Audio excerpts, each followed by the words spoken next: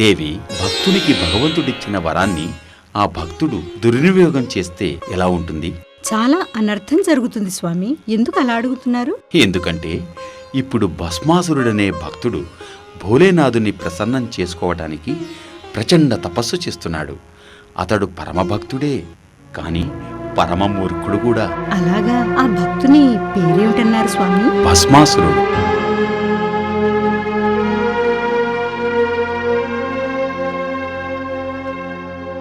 భోలేనాథుడు నాపై ఇంకా దయ చూపించడం లేదు, నా భక్తికి ప్రసన్నం కావడం లేదు. ఎలా ప్రసన్నం చేసుకోను? ఒక ఉపాయం ఉంది. నా శరీరం నుండి మాంసం కోసి నైవేద్యం పెడతాను. భోలేనాథుడు నాపై ఇంకా దయ చూపించడం లేదు, నా భక్తికి ప్రసన్నం కావడం లేదు. ప్రసన్నం చేసుకోను. ఒక ఉపాయం ఉంది. నా శరీరం నుండి మాంసం కోసి నైవేద్యం పెడతాను. వద్దు భస్మాసురా, వద్దు. భక్తి శ్రద్ధలతో జలాన్ని సమర్పించుకున్నా నేనెంతో తృప్తి పొందుతాను. తల నరుక్కోవలసిన అవసరం లేదు. ప్రభు ప్రభు, ధన్యుడిని ధన్యుడిని. ఈ రోజెంతటి సుదినం, తమ దర్శన భాగ్యం కలిగింది. కోరుకో భక్త, ఏం వరం కావాలి నీకు? నేనీ లోకాన్ని జయించాలనుకున్నాను స్వామి. అలాంటి వరమే ఇవ్వండి. నేనెవరి నెత్తిపై చేయి పెడతానో వాళ్ళు మరణించేటట్లు ఆశీర్వదించండి స్వామి. తథాస్తు, అలాగే జరుగుతుంది. ప్రభు, మీరు వరం ఇచ్చారు, బాగానే ఉంది. మరి ఈ వరం నిజంగా పనిచేస్తుందో లేదో పరీక్షించదలిచాను. వద్దు, అలా చెయ్యొద్దు. ప్రభు, మీరు వరం ఇచ్చారు, బాగానే ఉంది. మరి ఈ వరం నిజంగా పనిచేస్తుందో లేదో పరీక్షించదలిచాను. నా చేతిని మీ తలపై ఉంచి పరీక్షించనా? అలా చెయ్యొద్దు.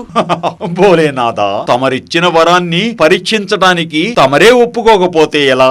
నేనెలా నమ్మను మీరిచ్చిన వరం నిజంగా పనిచేస్తుందని? ఒకసారి మీ తలపై చేయి ఉంచి పరీక్షించనివ్వండి.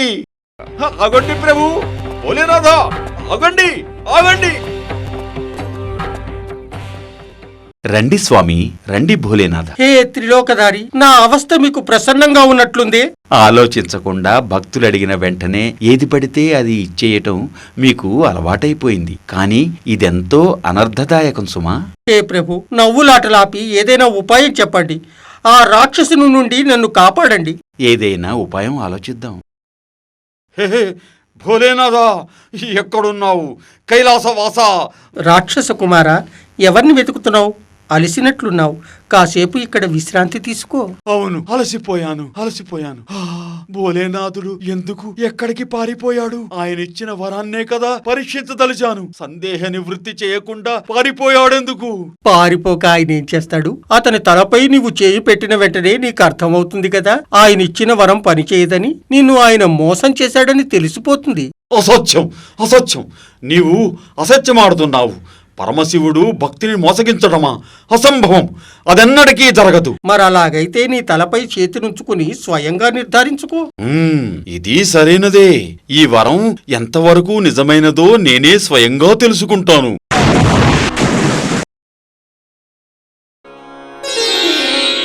నా భక్తుడు ఇలా మృత్యువాత పడ్డం విచారంగా ఉంది. భోలేనాథ, ఇది విధిలీల.